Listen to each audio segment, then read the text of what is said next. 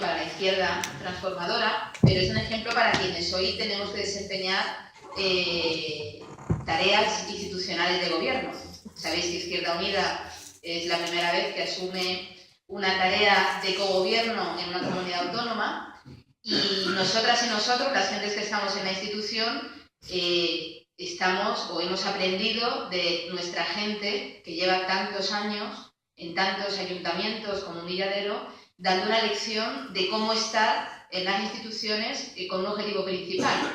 Yo creo que el objetivo principal hoy en día para las gentes de Izquierda Unida al estar en las instituciones es confrontar contra el capitalismo y contra el neoliberalismo. Ese es el principal objetivo.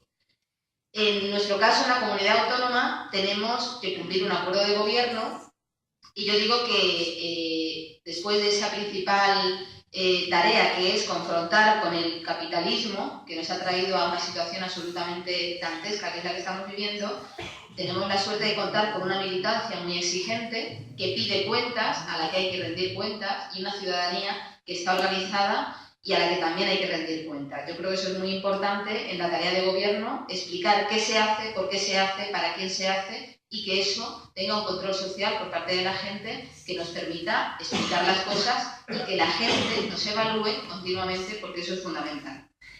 El próximo domingo, lo decían Paco y Noelia, tenemos unas elecciones que son fundamentales. Siempre lo decimos con todas las elecciones, es verdad, pero es que de verdad que esta vez las elecciones europeas son fundamentales, van a ser fundamentales para el presente y el futuro de la clase trabajadora en Europa. Lo que se está viviendo en Europa es probablemente la situación más grave y de mayor emergencia desde el periodo de entreguerras, desde los años 40, desde la Segunda Guerra Mundial. Después de años y generaciones de lucha, de gentes organizadas en el movimiento obrero luchando porque los hijos y las hijas de la clase trabajadora pudieran acceder a servicios públicos, hoy en Europa cuestiones tan básicas como el trabajo, la comida, la vivienda, los servicios públicos, los suministros están en cuestión. No están garantizados. Hoy en Europa, en el primer mundo, se pasa hambre. Hoy en Europa, importantes capas de la ciudadanía no pueden acceder a una vivienda digna. Y hoy en Europa se pasa hambre, no se tienen 3 comidas al día, empezando por Andalucía, donde hay niños que no tienen acceso a 3 comidas al día y tienen problemas de desnutrición. Y hoy en Europa, servicios públicos consolidados, como la educación, como la sanidad, nos los están quitando. Y no solamente eso, sino que es que el gran problema que tiene hoy Europa es que lo que se va a diseñar a partir del domingo es el futuro gobierno de los próximos 5 años en Europa, del Parlamento Europeo y de las instituciones que se llaman de la Troika, la Comisión Europea, el Banco Central, la Troika, que están decidiendo la vida de la gente sin contar con la gente. En definitiva, lo que nos jugamos el domingo es nuestra vida. Tener una vida digna o volver a una situación donde importantes capas de la ciudadanía no tienen acceso a cuestiones básicas como las que os comentaba. Europa, el partido, y claro, lo que hay que explicar también en este tiempo que nos quedan ya 2 días para explicar a la gente lo importante que es votar, en un momento que es verdad que es muy complicado que nuestro mensaje llegue, porque Izquierda Unida no tiene periódicos, ni medios de comunicación, ni tiene empresas que la apoyen, otras organizaciones políticas la tienen, pero en este contexto, donde los grandes partidos no quieren que se vote, quieren que haya una gran abstención, y donde los grandes medios de comunicación y las grandes empresas no quieren que se vote porque no les interesa, tenemos que empujar hasta el final y continuar explicando cuál es el diagnóstico, qué Europa es la que tenemos, qué Europa es, quiénes son los responsables de habernos traído hasta esta situación, porque esto no es fruto de un huracán ni de una inclemencia temporal, estos son políticos y políticas, fundamentalmente políticos, hombres, que han diseñado una política neoliberal y cuáles son las alternativas y cómo podemos cambiar la situación. Yo creo que en nuestra mano está, en manos de Izquierda Unida, la responsabilidad de situar ese diagnóstico y de explicarle a la gente en qué situación nos encontramos, ¿no? Y como os decía, es una situación complicada porque los elementos muy importantes para la vida están en riesgo. En vez de tener dificultades, hablando de la vivienda, de acceso, o teniendo dificultades de acceso a una vivienda o de edificación de una vivienda, que sabéis que en Andalucía, por ejemplo, tenemos un problema de infravivienda y de viviendas viejas que hay que rehabilitar y que hay que dignificar, esos son los problemas tradicionales. Hoy nos encontramos que además, en pleno siglo XXI, por tener una deuda privada con una entidad financiera, hay familias trabajadoras que se quedan sin su vivienda. Es decir, las instituciones se encuentran con una paradoja, y es que tienen que resolver el problema del acceso a la vivienda, en eso estamos, hay que resolver el problema de dignificar la vivienda. Una vivienda no es una pared con un techo, es una pared con un techo digno, donde haya suministros, donde haya confort, donde la gente tenga acceso a servicios básicos y donde la gente pueda vivir con dignidad, sino que además nos encontramos en una situación paradójica en la que por culpa de una deuda privada contraída, las familias son despojadas de su vivienda. Es decir, la famosa patada en la puerta, en España y en Europa, sobre todo en el sur de Europa, quien la ejerce para quitarnos las viviendas son las entidades financieras, con el apoyo de los gobiernos de la socialdemocracia, del Partido Socialista y de la derecha. En Europa, ahora mismo gobierna el bipartidismo, que sabéis que es el responsable de la situación en la que nos encontramos, el Partido Popular y el Partido Socialista, que han hecho un pacto de hierro en Europa para dejar al margen a la ciudadanía y para dejar que las grandes empresas, esas empresas que el otro día se reunieron con Rajoy, todos hombres enchaquetados, blancos bueno, Botín y toda esta gente, que son efectivamente quienes mandan en este país, han hecho que el Partido Popular y el Partido Socialista trabajen para ello. En Europa, como en España, hay un bipartidismo de hierro que gobierna con los liberales, que se han repartido el pastel de las instituciones. La Comisión Europea está dividida entre el Partido Popular y el Partido Socialista. El Banco Central lo dirige Draghi, porque ha sido un pacto del Partido Popular y del Partido Socialista, y el Fondo Monetario Internacional, con la tutela de Estados Unidos, lo dirige una mujer, en este caso una francesa, porque están de acuerdo el Partido Popular y el Partido Socialista. El bipartidismo lo que pretende es que gobiernen siempre los mismos, que gobierne siempre la derecha económica. La derecha económica siempre gobierna, siempre, ya sea con la derecha política, con el Partido Popular o con la socialdemocracia, que ha terminado de abandonar definitivamente su puesto de defensa del estado del bienestar, de reformismo, pero de defensa del estado del bienestar. El Partido Popular y el Partido Socialista en España con Felipe González, teorizaron que había que dejar en manos del mercado los derechos fundamentales, teorizaron que había que dejar la vivienda en manos de la oferta y la demanda, y teorizaron que había que privatizar las grandes empresas de suministro, que había que hacer una ley del suelo que permitiera especular con el suelo para que subiera el precio de la vivienda, y teorizaron que, en definitiva, el Estado tenía que desaparecer para que apareciera el mercado. Pues de aquellos polvos estos lodos, es decir, lo que se diseñó en los años 80 y 90, en los años 80 para desmantelar todo el estado del bienestar, es lo que ahora mismo estamos viviendo con atrocidad, sus consecuencias, que son consecuencias devastadoras para la clase trabajadora y para la juventud fundamentalmente, y también para las mujeres.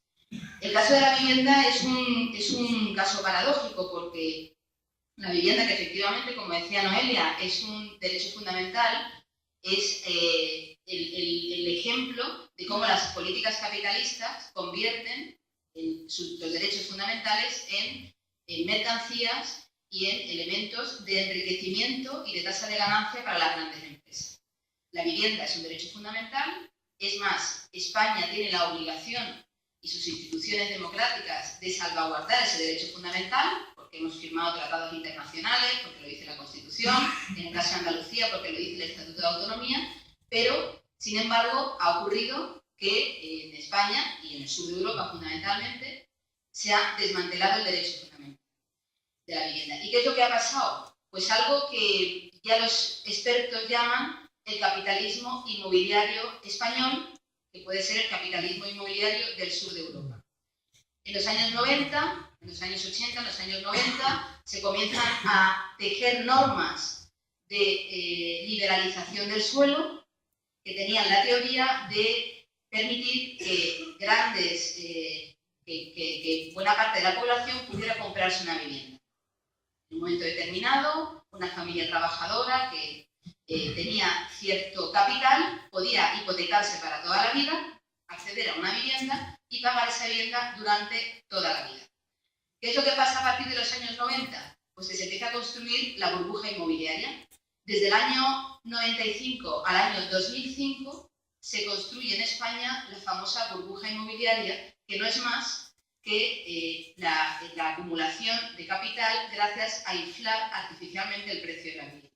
Eran años en los que siempre se decía es una inversión segura, hay que comprar una vivienda, la vivienda siempre va a subir, si no la puedes vender, recuperas el dinero. Bien, pues en 10 años España construyó más viviendas que Reino Unido, Francia y Alemania juntas. Más viviendas que en Reino Unido, Francia y Alemania. En esos años se permitió que las empresas tasadoras vinculadas a los bancos, que no estaban vinculadas a los bancos, se vincularan a los bancos y en 10 años el precio de la vivienda se infló un 210%. Creció exponencialmente y creció artificialmente. ¿Qué se consiguió con eso? Se consiguió entrampar a millones de familias trabajadoras que no tenían más remedio que destinar la mayoría de sus recursos, de sus rentas de trabajo, a acceder a una vivienda. Pues seguimos y llegó el 2007. Evidentemente todo este proceso pasa en España, pero pasa en Irlanda, pasa en Portugal, pasa en Italia, pasa en Grecia, pasa en el sur de Europa. Porque el sur de Europa permitía, por su normativa, un proceso de especulación de la tierra que el norte de Europa lo tenía más bloqueado. Por eso no digo que no se haya producido, pero en el sur de Europa se permitía este proceso de especulación. Se produce el estallido de la burbuja inmobiliaria hablamos de la burbuja inmobiliaria de la vivienda, pero podríamos hablar también de la burbuja de las infraestructuras, porque en este país, con fondos públicos y también con fondos privados, se han construido autopistas sin coches, aeropuertos sin aviones, viviendas sin casas, por supuesto, y ha habido una situación de creación de infraestructuras que no valían para nada. No valían para nada. Unas sí, evidentemente, que han servido para vertebrar el territorio, pero otras que han servido para que las grandes empresas constructoras ganaran mucho dinero en poco tiempo. Punto. No ha servido para nada. Llega el estallido de la burbuja inmobiliaria y de repente se produce un crash en todos los países del sur, en España por supuesto, baja exponencialmente el precio de la vivienda, se empiezan a generar multitud de viviendas deshabitadas, se destruye empleo en un tiempo récord como en ningún sitio, todo el empleo vinculado a la construcción desaparece y nos encontramos con que las políticas de gestión de la crisis, en vez de buscar soluciones al problema del estallido de la burbuja inmobiliaria que ellos habían creado, lo que hacen es que continúan en el camino de debilitar y desproteger a las familias frente a la gran banca y frente a las grandes empresas. Es decir, se produce un crash, baja el precio de la vivienda, pero sin embargo las familias trabajadoras se encuentran con que tienen una póliza hipotecaria que no ha bajado, que tienen la misma deuda con la entidad financiera que cuando la vivienda valía 2 veces más, 3 veces más, 4 veces más, 5 veces. Por eso nosotros decimos que en España particularmente se ha producido una crisis estafa. Porque esto no fue que un día de repente millones de familias se encontraron con que no podían pagar su vivienda porque no les daba la gana, ¿no? Esto lo que ocurrió en España, como en otros países europeos, que ha acentuado el nivel de crisis que hay aquí y la naturaleza de la crisis, es que los políticos que se sentaban en los consejos de ministros, tanto del Partido Socialista como del Partido Popular, permitieron la burbuja inmobiliaria. Y cuando se produce la burbuja inmobiliaria, abandonan a las familias, porque van a proteger a las entidades financieras. Y van a proteger a las entidades financieras porque desde que empieza la crisis, estafa, desde el 2007 hasta ahora, el gobierno de Zapatero y luego el gobierno de Rajoy no hizo nada por rescatar a las familias. Y sin embargo, se destinan 200.000 millones de euros, que se dice pronto, para el rescate bancario. Es decir, se rescata a la banca autora de esta estafa multitudinaria y de esta vulneración sistemática de derechos fundamentales, mientras se permite que más de 500.000 de familias se queden en la calle sin ninguna alternativa habitacional. Se permite esta inyección de dinero mientras se firma una reforma constitucional que es criminal, que es la reforma del artículo 135, criminal, que lo que está es ahogando al pueblo trabajador en España y que está permitiendo pagar esa deuda de la que hablaba Noelia, ilegítima y odiosa, por encima del rescate de las personas y por encima de la protección de los servicios públicos y de los derechos fundamentales. Por lo tanto, son decisiones voluntarias. Aquí hay autores políticos, autores que tienen cara, que tienen rostro, que se han sentado en los consejos de ministros, que han decidido pagar una deuda y rescatar a la banca y rescatar a los estafadores por encima de rescatar a las familias y rescatar a las personas. Y claro, por eso nosotros tenemos una tarea fundamental en la campaña electoral y en estas europeas en particular, porque esto no se cuenta, esto no lo cuentan, a los grandes partidos no les interesa hablar de esto, no lo cuentan, no se cuenta en las televisiones. Elena Valenciano se le llena la boca, efectivamente, de hablar de igualdad, y el mayor atentado contra la igualdad entre hombres y mujeres en este país es la reforma del artículo 135, porque ¿quiénes son las que cubren las necesidades de cuidados cuando los servicios públicos desaparecen? Las mujeres. Son las mujeres las que están soportando, fundamentalmente, por supuesto con los hombres, pero son las mujeres las que están soportando la gestión de la falta de recursos en las casas. Son las mujeres las que se ponen en la puerta ante la policía, ante la comisión judicial, cuando la policía va a desalojar a la familia. Y son las mujeres las protagonistas de intentar sacar adelante a las familias trabajadoras de una situación absolutamente dantesca. Entonces, que Elena Valenciano no se venga tan arriba. Es decir, evidentemente, el señor Cañete es lo que es, y por supuesto, el PP es lo que es, pero aquí hay una responsabilidad extra de la socialdemocracia. Porque es verdad, y lo decían también ante los compañeros, que nosotros en el Gobierno de Andalucía estamos intentando, con la capacidad que tenemos, en materia de vivienda, hacer normas democráticas que protejan a las familias trabajadoras, darle la vuelta. Pero el Partido Socialista ha tenido la oportunidad en el Gobierno y no lo hizo. Y no lo hizo. Es más, teorizó que había que acelerar los procesos de desahucio exprés. El Partido Socialista pactó, estando Zapatero en el Gobierno, a la orden del Banco Central Europeo, que había que modificar la Constitución sin darle la palabra a la gente. No se nos permitió hacer un referéndum donde la gente opinara qué le parecía una reforma constitucional que era intocable. ¿Os acordáis? Yo llevo toda la vida escuchando, no, la reforma constitucional es fruto del consenso, no se puede tocar, no se puede modificar, y ¡pum! De la noche a la mañana se modifica un artículo que lo que hace es que desbarata el resto de la Constitución. La Constitución no vale para nada. La soberanía no reside en el pueblo español, no tenemos capacidad de repartir riqueza, no existe la función social de la propiedad, no existe.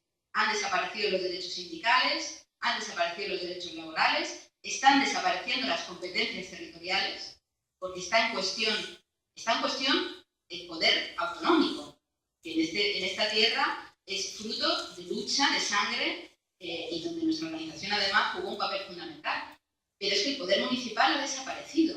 Es decir, la ley de reforma local barre el poder democrático en los ayuntamientos, y eso se hace por decisión del Partido Popular y con el apoyo del Partido Socialista. Eso es lo que tenemos nosotros que desenmascarar. Y además lo tenemos que hacer con cierta solvencia también, porque efectivamente tenemos discurso, queremos tejer alianzas, queremos desenmascarar a quienes nos están trayendo desesperación en Europa y a quienes están condenando a los pueblos de Europa, que son el Partido Popular y el Partido Socialista, pero tenemos la demostración de que las cosas se pueden hacer de otra manera. Se hace aquí, en Humilladero, se hace en muchos pueblos de Andalucía y intentamos modestamente hacerlo también en una comunidad autónoma. Es verdad, gobernando con el Partido Socialista, que no es fácil. Cosas como son, no es fácil. Pero donde estamos intentando, en las competencias que llevamos, demostrar que hay alternativa y demostrar que las instituciones están solamente y para el interés general. No hay otra solución. ¿Cómo estamos intentando desde vivienda, en este contexto tan complicado de intervención de las comunidades autónomas, en este contexto tan complicado en el que buena parte de la población está viendo cómo se está empobreciendo en muy poco tiempo? Pues lo estamos haciendo tomando decisiones que no gustan a quienes mandan en Europa y en España. La primera decisión que tomamos con el tema de los desahucios fue que en el parque público de viviendas no se podía desahuciar. En el parque público de viviendas, que son 80.000 viviendas en Andalucía, donde viven 300.000 personas en alquiler, gente que tiene muchísimas necesidades y gente que tiene muy pocos recursos, no se desahucia. Somos la única comunidad autónoma que no desahucia el parque de alquiler. Y decíamos, es que lo que no podemos hacer en tiempo de crisis es agrandar la brecha de la exclusión. Tenemos que buscar alternativas. Quien no puede pagar tendrá que buscar una alternativa. Y ahí están las medidas de autorreparación, las compensaciones, las renegociaciones, todo lo que está en nuestra mano. Con la misma contundencia decimos, bueno, pero quien no pueda pagar no va a ser desahuciado. Ahora bien, como encontremos una vivienda deshabitada pública, vamos a ser absolutamente contundentes en recuperarla. En segundo lugar, pusimos en marcha el programa en defensa de la vivienda, que es este programa, esta oficina que está en todas las delegaciones, que lo que pretende es romper la neutralidad de la administración, situarse del lado de las familias en riesgo de desahucio y acompañarlas y mediar con la entidad financiera. No es posible que las administraciones públicas, en un momento de emergencia económica y social, se sitúen al margen del conflicto entre la entidad financiera y las familias. Las instituciones democráticas se tienen que poner del lado de las familias que están en riesgo de desahucio, porque es que lo que ha pasado en este país es que ha habido una estafa y se ha engañado a la gente que se hipotecó. Porque, como hemos explicado antes, se inflaron los precios, en fin. Bueno, pues en el tiempo que llevamos hemos visto a 8.000 familias en toda Andalucía y hemos contribuido a paralizar 4.500 desahucios. La tercera medida que pusimos en marcha, la ley en función de la función social de la vivienda. Una ley que es una ley a la medida o un poco que se inspira en leyes del norte de Europa.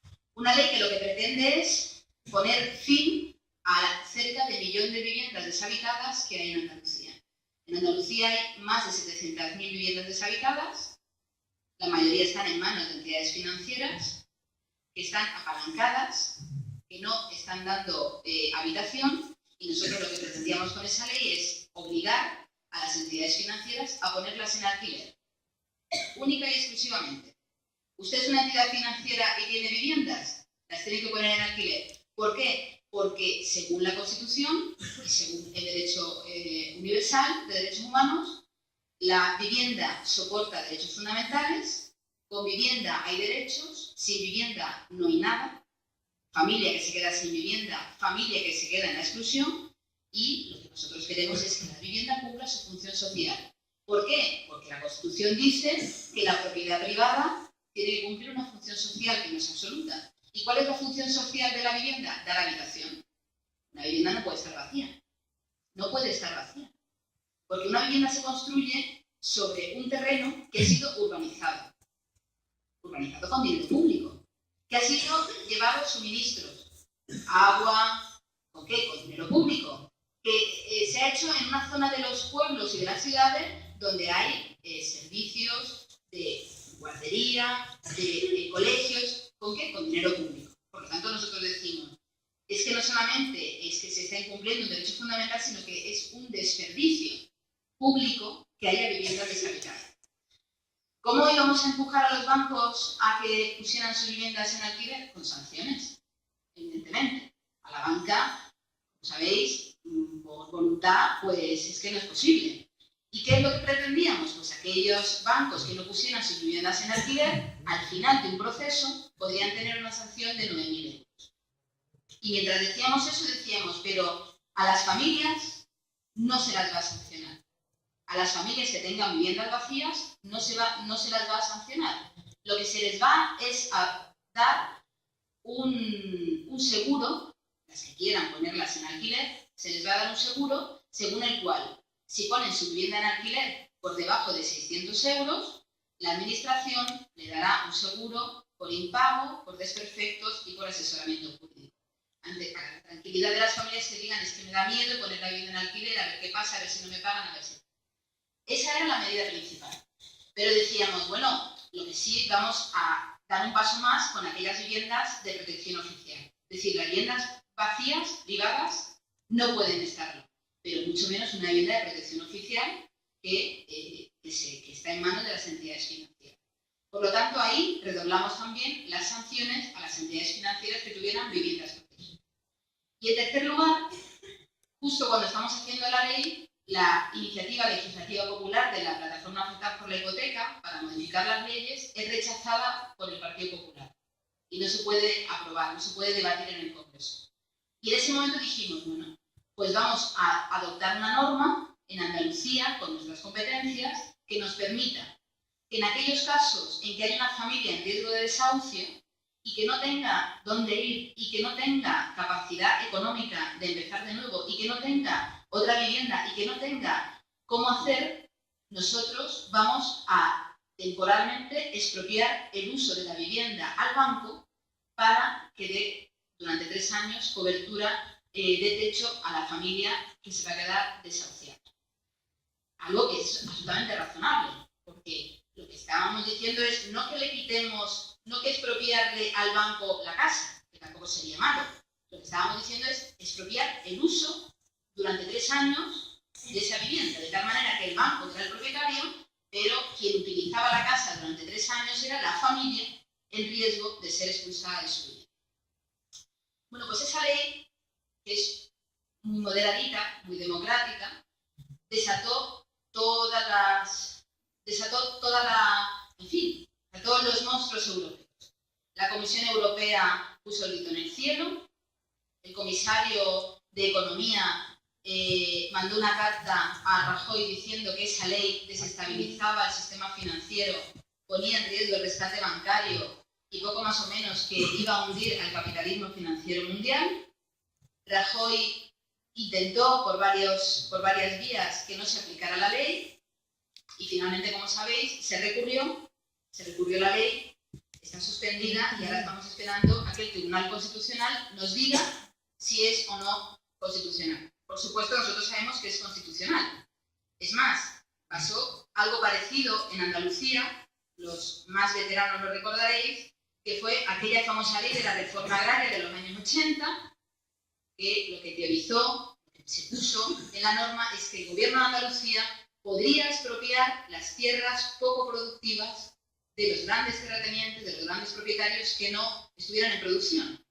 Si recordáis, la Alianza Popular de entonces puso un recurso contra esa ley, también un recurso de inconstitucionalidad, y el Tribunal Constitucional en el año 86 dijo que esa norma era constitucional porque efectivamente la Constitución española dice que la propiedad no es absoluta y que tiene que cumplir una función social.